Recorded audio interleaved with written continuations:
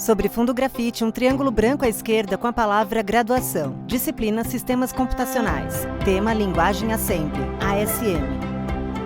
Olá, pessoal da disciplina de Sistemas Computacionais. A professora Alessandra Alanes Macedo é uma mulher branca de cabelos loiros e cacheados que estão molhados. Ela está com blusa azul clara com ombros à mostra e usa fones pretos. É vista do peito para cima, de costas para uma estante branca com livros. Bem-vindos à semana 7. Nessa semana, a gente vai aplicar os conceitos que a gente viu na semana 6 em alguns programas em Assembly, usando interrupção e chamada de sistema. Espero que vocês gostem. Vamos lá? Bom, o título da nossa aula de hoje é Linguagens Assembly. A tela é dividida entre a apresentação de slides à esquerda e a imagem reduzida da professora à direita.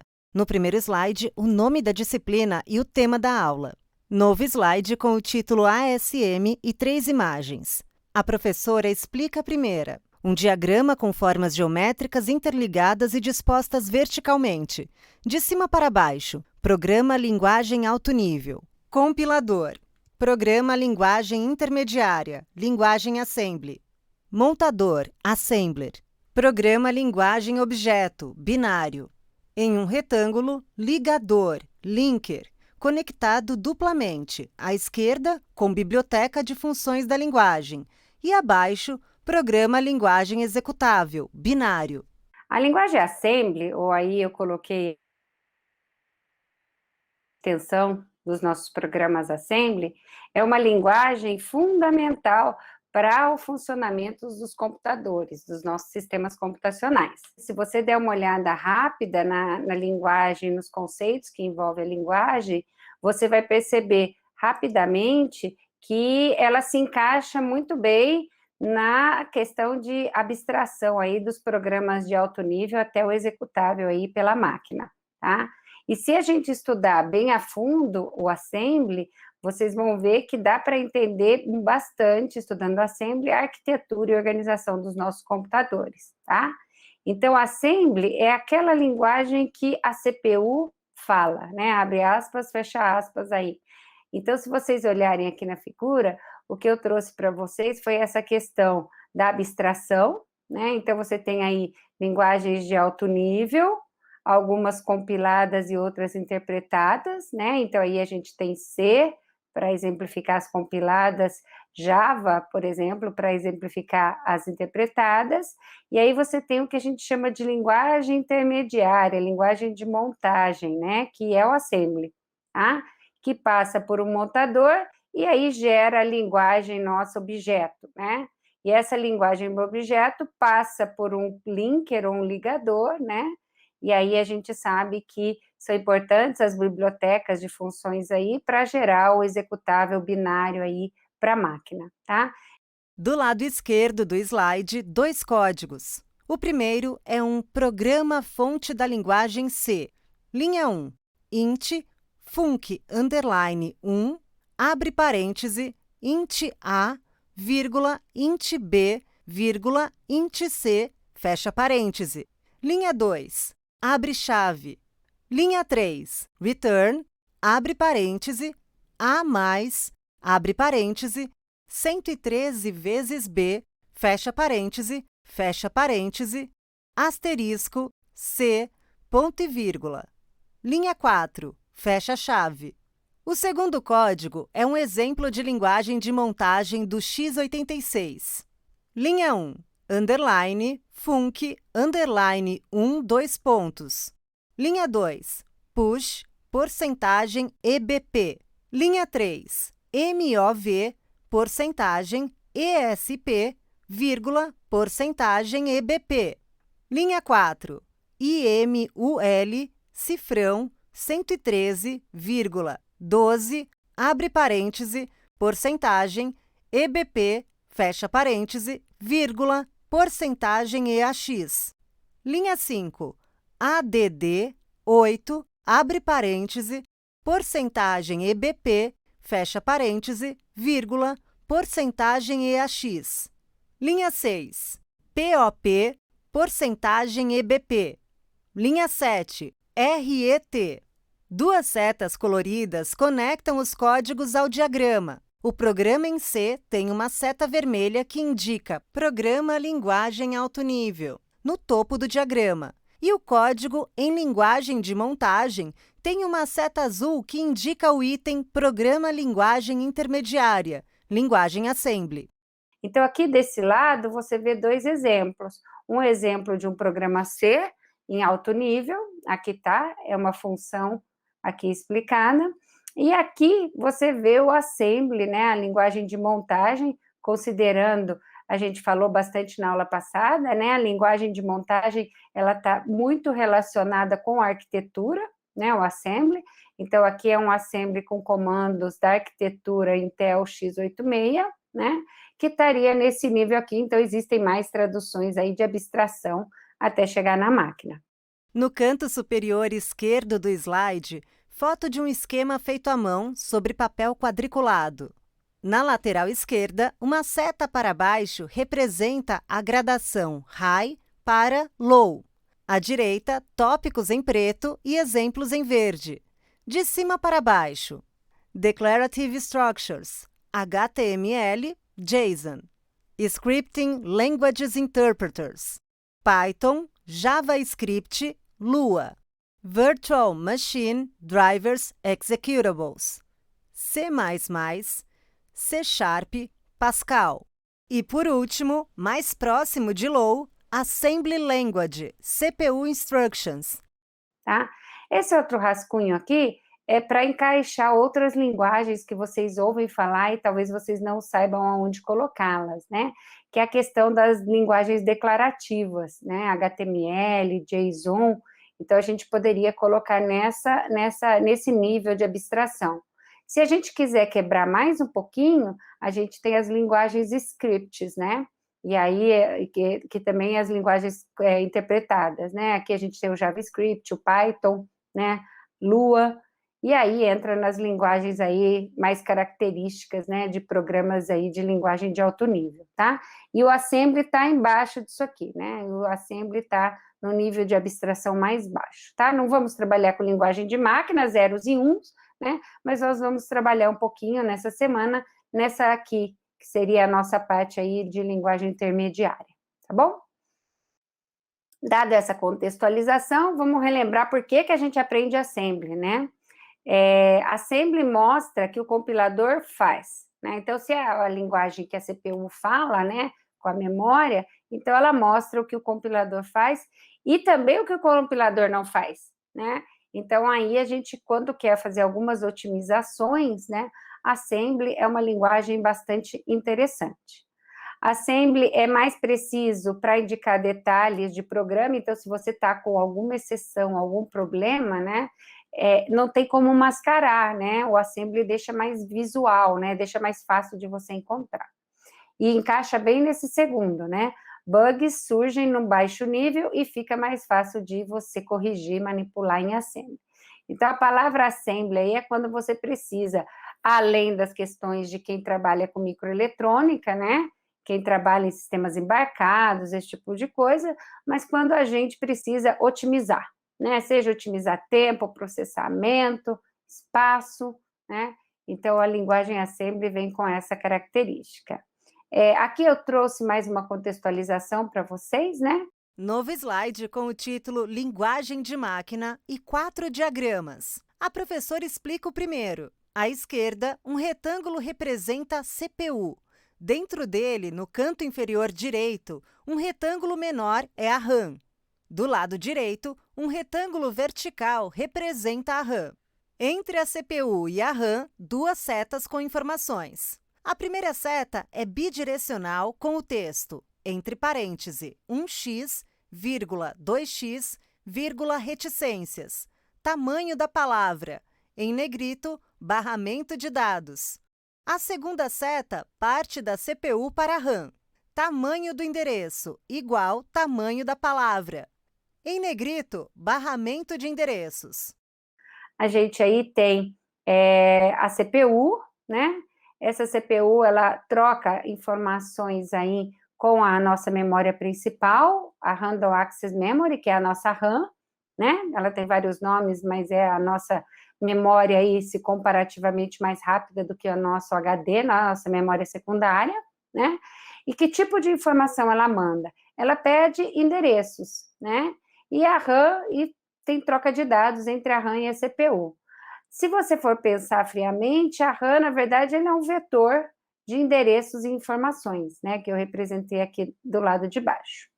Abaixo da RAM, uma seta vermelha para baixo, onde há uma tabela de 2 colunas e 8 linhas. A primeira coluna é azul e indica endereços. A segunda coluna não está nomeada.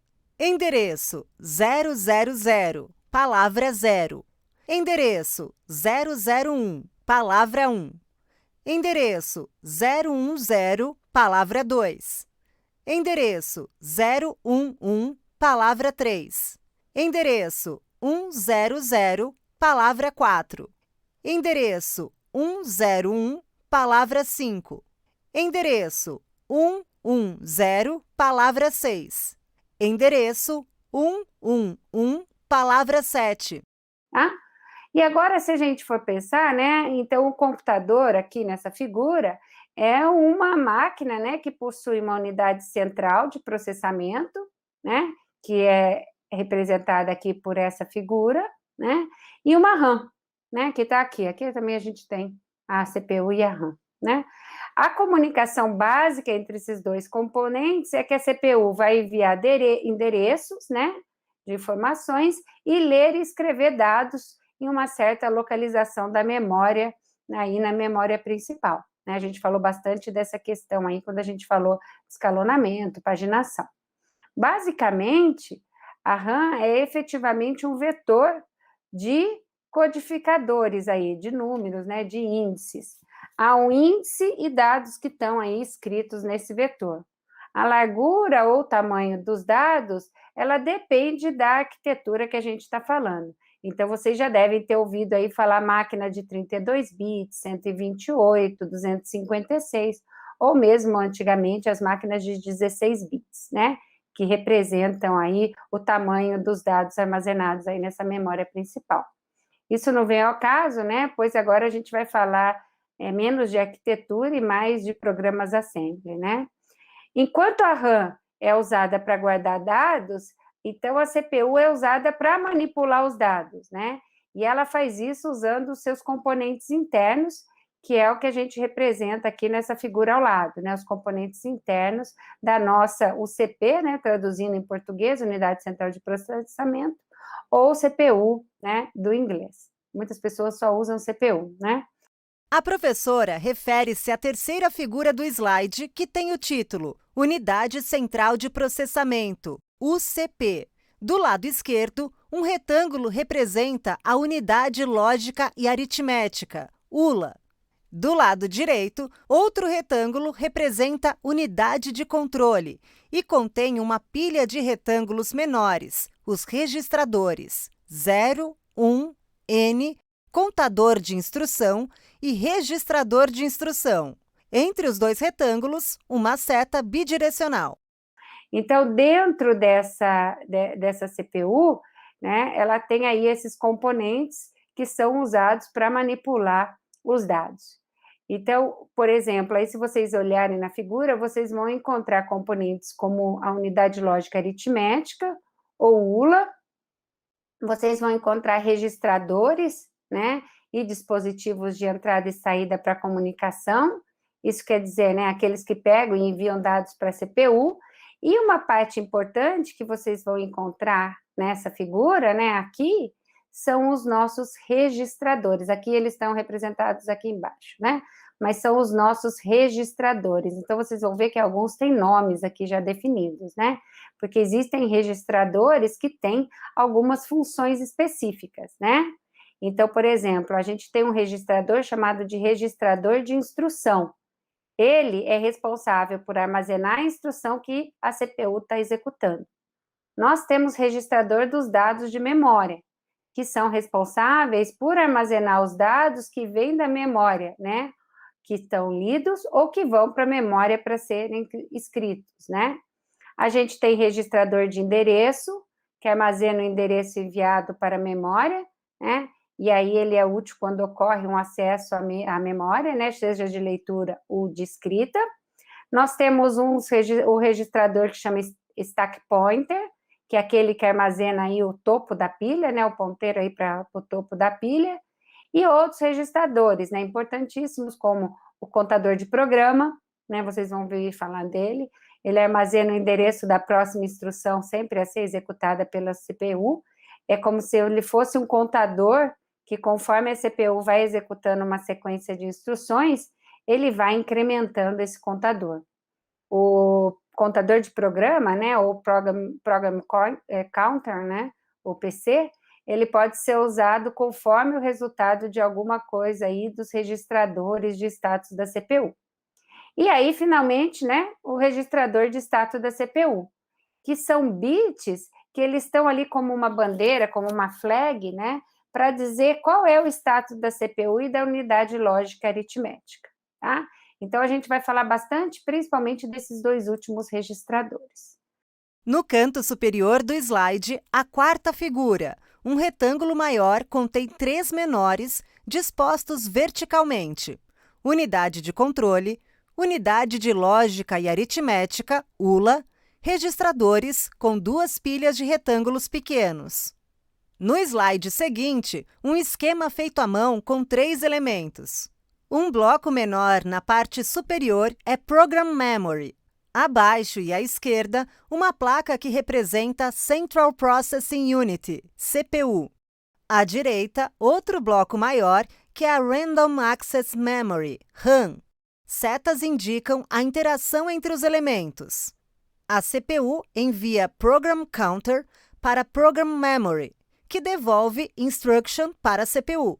A CPU envia Address para RAM e ambos trocam dados. Aqui tem uma figura para mostrar que ainda na organização de computadores, né, existe dentro da memória principal uma parte dela destinada ao que a gente chama de memória de programa, né, que é essa parte aí que está desenhada aqui em cima da nossa memória principal, tá? Algumas vezes, por exemplo, em sistemas embarcados, essa memória de programa, ela fica como está aqui na figura, separada da memória RAM, né? Agora, e para efeitos didáticos, é bastante útil você fazer, assim, uma separação. Agora, nos nossos computadores desktop, né, elas ficam aí integradas, né? Então, você não veria um desenho exatamente como esse.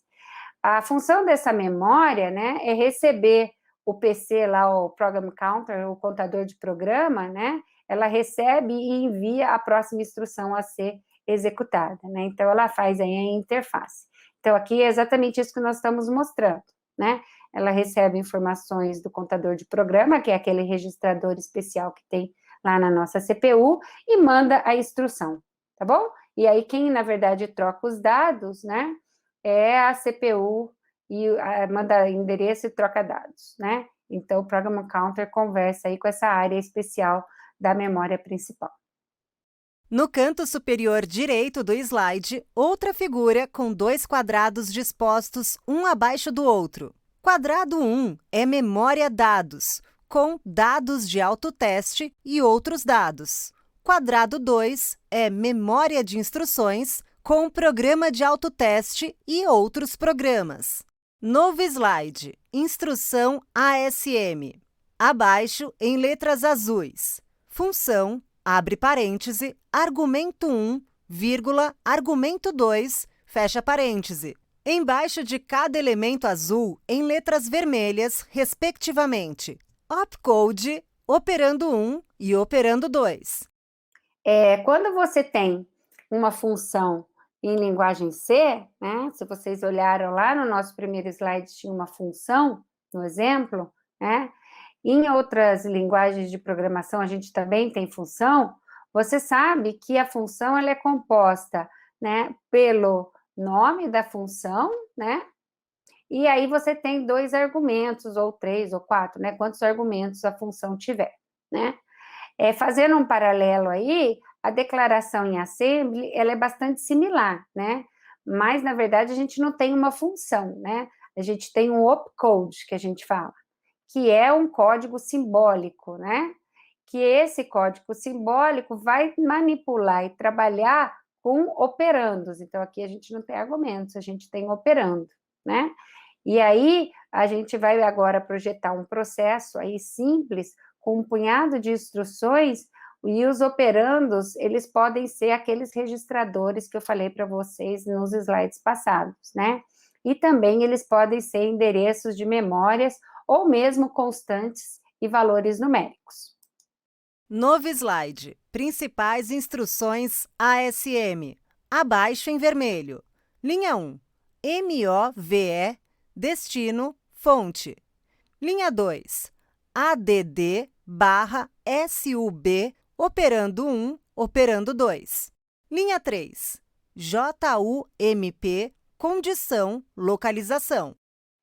E aqui a gente tem 4 instruções básicas de assembly, né? Move, add, de addition, de soma, né? Sub, de subtraction, de subtração, e jump. Jump é baseado em coleção, em condição e pulo, né? E salto, ele vai para uma informação. Então, a ideia aqui, né, do move é mover o valor do registrador de fonte, né? Então, a gente sai de fonte e move o valor para o destino, né? Então, a gente faz esse movimento. Na instrução add ou sub, né, adição ou subtração, a gente vai realizar as operações aritméticas de soma e subtração, né? O primeiro operando, né, será o registrador que estamos com foco e como resultado da operação. Já o segundo operando, né, ele, na verdade, é que vai ter a outra informação, né? Vai ser o valor ou o registrador a ser somado ou subtraído com o primeiro operando, né? Então, ele vai ser adicionado ou ele vai ser subtraído ao primeiro operando. Agora, em jump, né? O primeiro operando é uma condição, tá? Que, se respeitada, o segundo operando é a localização aonde vai acontecer a instrução de jump, tá? Então, aí nós vamos pular para a localização aqui indicada. Nossa CPU, né, com essas 4 instruções, ela consegue aí fazer várias operações, tá? Novo slide. Primeiro programa ASM. Figura 3.1. Estrutura de sentença da linguagem de montagem. Lado a lado, os elementos rótulo, mnemônico, operando ou operandos e comentário. Cada elemento tem uma informação abaixo. Rótulo, opcional. Mnemônico, nome do opcode ou nome da diretiva ou nome da macro. Operando ou operandos, 0 ou mais. Comentário, opcional. Fonte Stellings, 2010, página 584. Aqui, para mostrar um exemplo para vocês, né? Esse exemplo eu já tinha comentado com vocês, né? Então, além do nome simbólico e do operando, a gente pode ter um rótulo, que é opcional, e um comentário, que é opcional, tá bom? Então, a gente depois vai dizer por que a gente coloca, por exemplo, o rótulo, a gente já falou, né? De repente, um jump vai para um rótulo, né? E o comentário é para facilitar. Na parte inferior do slide, a figura 7.1, cálculo de n igual I mais J no x86, uma tabela composta de 4 colunas e 6 linhas. Na primeira linha, etiqueta, fórmula 2 pontos, opcode MOV, operandos EAX, I, comentário, ponto e vírgula, registrador EAX igual I. Na segunda linha, opcode ADD, operando EAX, J, comentário, ponto e vírgula, registrador EAX igual I mais J. Na terceira linha, opcode MOV, operando N, EAX, comentário, ponto e vírgula, N igual I mais J. Na quarta linha, etiqueta I, opcode DD, operando 3, comentário, ponto e vírgula, reserve 4 bytes com valor inicial 3. Na quinta linha, etiqueta J, opcode DD, operando 4, comentário, ponto e vírgula, reserve 4 bytes com valor inicial 4. E na sexta e última linha, etiqueta N, opcode DD, operando 0. Comentário, ponto e vírgula, reserve 4 bytes com valor inicial 0. Indica a fórmula 2 pontos. E aí vocês vão ver esse exemplo da figura embaixo, né? A gente tem, por exemplo, aí 4 etiquetas, né? Ou chamada de rótulo, né? A mesma coisa, rótulo ou etiqueta, né? Que são as letras I, J e N, né? São as 4 etiquetas. O montador, né? No caso aí de uma arquitetura x86, o montador da arquitetura, ele chama, vem de montagem, né? M-ASME, né? Chama MASME, né? Ele requer que você coloque 2 pontos, tá? Então, você na arquitetura x86, você vai trabalhar aí com 2 pontos, né? Logo após a etiqueta, né? Então, aquilo que ele está mostrando é que você coloca 2 pontos, né? E cada máquina tem alguns registradores, de modo que é importante, né? A gente ter os nomes, né? Então, é importante saber que o nome dos registradores e alguns detalhes de sintaxe, né, eles estão muito relacionados à arquitetura que você está trabalhando. Por exemplo, aqui na arquitetura Intel x86, né, os registradores de dados que a gente citou nos slides passados, ele tem esses nomes que estão aqui, EAX, EBX, o EBX não está aqui, né, mas tem o EAX, o EBX, o ECX e assim por diante, tá? O campo opcode, né? Aqui o nosso opcode, ele contém uma abreviatura simbólica, né? Se a declaração for uma representação simbólica para uma instrução de máquina ou um comando para o próprio assembly, tá? Então, aqui a gente tem o move. A escolha de um nome adequado é apenas uma questão aí do projetista da linguagem de montagem, né? Que muitas vezes pode escolher o nome simbólico de uma maneira diferente, tá? Os projetistas do MASME decidiram usar Move tanto para carregar os registradores a partir da memória, quanto para armazenar uma informação, né? Mas poderiam ter escolhido Move com E, por exemplo, ou Load, né? Ou Store, né? Isso é uma questão de opção. Os programas de montagem, em geral, precisam reservar espaço aí para as variáveis, né? Os projetistas de montagem dos MAVs, da arquitetura x86, né, eles escolheram aí DD, né, DD para armazenar dados aí nas variáveis. Então, se vocês encontrarem aqui, na variável I, eu estou armazenando 3, na variável J, eu estou armazenando 4, né? DD vem de Define Double, né? Então, é a inicial dessas duas palavras. Já que uma palavra no 8088 tinha 16 bits, né? Então, aí você tem esse exemplo aqui, representando aí 4 bits, né? Com valor inicial aí 3. O campo de operando de uma declaração em linguagem de montagem é usado para especificar os endereços e registradores usados como operando pela instrução de máquina. O campo de operando de uma instrução de adição de inteiros informa o valor que será somado a quê, né? E o de instrução de desvio informa para onde desviar, né? O operando, esse pode ser registrador, constante, localização de memória, né? Como a gente já falou.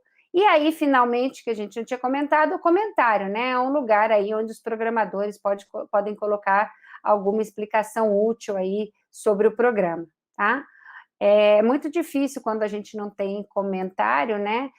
Entender, né? Fica quase incompreensível para todos os programadores, né? Então, é muito interessante o campo de comentário, tá? Novo slide, segundo o programa ASM. Calcular 3 vezes 10 é 10 mais 10 mais 10. Abaixo, 7 linhas de códigos. Linha 9, reticências. Linha 10, MOVE, RA, vírgula, entre colchetes, 3. Linha 11, MOVE, RB, vírgula, entre colchetes, 4. Linha 12, MOVE, RC, 0. Linha 13, ADD, RC, RA. Linha 14, SUB, RB, 1. Linha 15, destacada em vermelho, JUMP, NZ, 13. No canto superior direito do slide, a tabela com endereços de 000 a 111 e, respectivamente, palavra 0 a palavra 7. Então, vamos lá para o programa. Aqui a gente tem um programa que a ideia é calcular 3 vezes 10, né? Que é a mesma coisa de fazer 10 mais 10 mais 10, né? Então, nesse programa, é um programa bem simples, né? São uma multiplicação de 2 números, né? Mas aí a gente vai ver um pouquinho de sintaxe. Nessa primeira linha aí, na linha 10, né? Vamos imaginar aí que nós temos o opcode aí move. Eu não usei o move sem o E, né? Eu criei uma sintaxe aí diferente, né? E os operandos RA e 3, tá? O primeiro é o nome do registrador. Então, eu, diferentemente do MASM, estou chamando meu registrador aí de RA, né? Como eu chamei minha instrução de move com esse, em vez de só move. O primeiro, então, é o registrador. O segundo, por ele estar entre colchetes, ele é o endereço de memória. Na linha 12, a gente vai envolver o valor 0, né? O valor 0 para o registrador RC. Então, você vê que ali na linha 10 e 11 a gente move endereço, e na linha 12 a gente move um valor. E na linha 13, né, a gente trabalha com 2 registradores, com os valores de 2 registradores, né? Então, é bem interessante essa questão da gente poder fazer.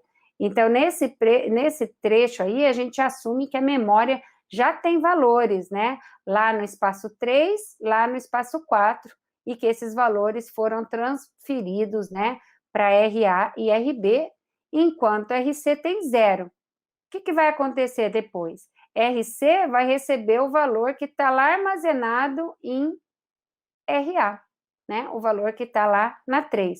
Vamos supor que na 3, né, esteja o valor 10. Então, aí, RC vai receber 10.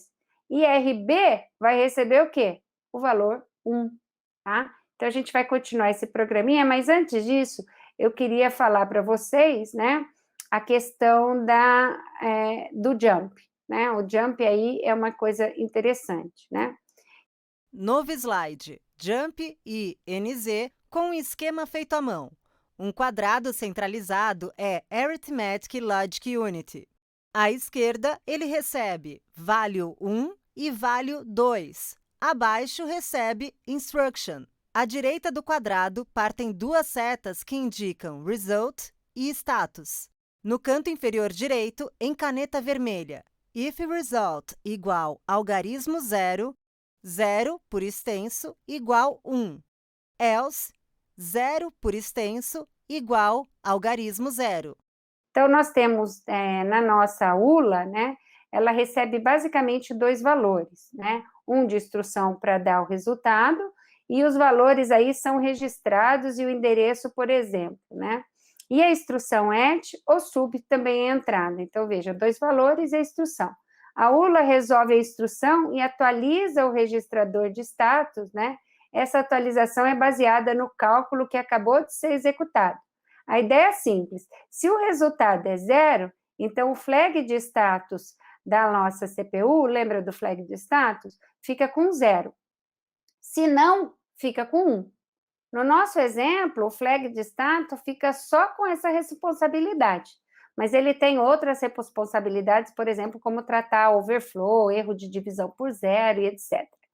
Então, a condição jump, ela analisa. Se não é 0 no flag de status, pois o resultado não é 0, né? Então, o nosso programa faz o jump para a linha 13, né? E então, aí, RC vai ser 10 mais 10, que vai dar 20. E RB, na verdade, vai ser 2 menos 1, né? Que vai resultar em 1. Como resultado da subtração aí em RB. Ainda não é 0, Aí o que vai acontecer? Ele pula de novo para a linha 13. Acho que fica mais fácil para entender, né? Nesse próximo slide, né? Novo slide com as linhas de código mais. A linha 16, MOVE, entre colchetes, 5,RC. Linha 17, reticências. Então, o que vai acontecer, né? Ele vai colocar lá, vamos supor que na memória, no espaço 3, tem o 10, e no espaço 4, né, tem quantas vezes ele vai fazer isso, né? 3 vezes 10, né? E aí ele vai fazer o quê, né? Ele vai colocar 0 para RC, e aí ele vai passar o valor de RA para RC, né? Então, ele vai receber 10. E aí, o RB vai fazer o quê? Ele tinha 0, né? Como ele adicionou 0 com 10, dá 10. O RB, ele vai receber 1, porque ele vai subtrair 1 do valor que ele tinha. Então, se ele tinha 3, quando ele subtrai 1, ele vai ficar com 2. E aí, ainda não é 0. Então, ele vai para a localização da linha 13. Aí, a linha 13 vai pegar o quê? Vai somar o próximo valor de RA. O próximo valor de RA é 10, né? Tá com 10. Então, ele vai somar mais uma vez 10, tinha 10 no RC, ficou 20. Aí, ele vai subtrair 1 do RB. Se o RB tinha 2 da vez passada, agora ele tem 1. Aí, ele vai falar, não é 0, né? No zero. Ele vai para a linha 13. Tinha 20 no RC. Com mais 10 do RA, né? Lembra que o RA ficou com 10. Deu 30. Agora, o RB, ele tinha 1 da vez passada. Ele subtrai 1, vai ficar com 0, e agora é 0, aí ele vai mover o resultado de RC para o espaço de memória 5. Então, lá na nossa memória, né, no espaço 3 vai ter 10, né, eu não acabei não mexendo, né, no RB vai ter 0, né, e no RC, né, vai ter o valor 30, que é o resultado aí, que vai ser passado para o espaço 5, tá? Então, essa vai ser a nossa organização. Novo slide com a bibliografia. Tannenbaum A e Austin T. Organização estruturada de computadores. Página 58, de 628 páginas. Editora Pearson. 6ª edição, 2013. Idioma português. Correa AGD. Organização e arquitetura de computadores. Unidade 3. Bibliografia Universitária Pearson. 187 páginas. Editora Pearson, 1ª edição, 2017.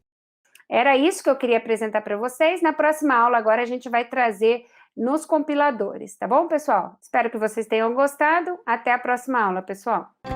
Linhas retas se cruzam em um esboço das letras T e V, que são preenchidas em vermelho e compõem o logo da Univesp TV, Universidade Virtual do Estado de São Paulo. univesptv.com.br. Audiodescrição, Núcleo de Acessibilidade Flicts.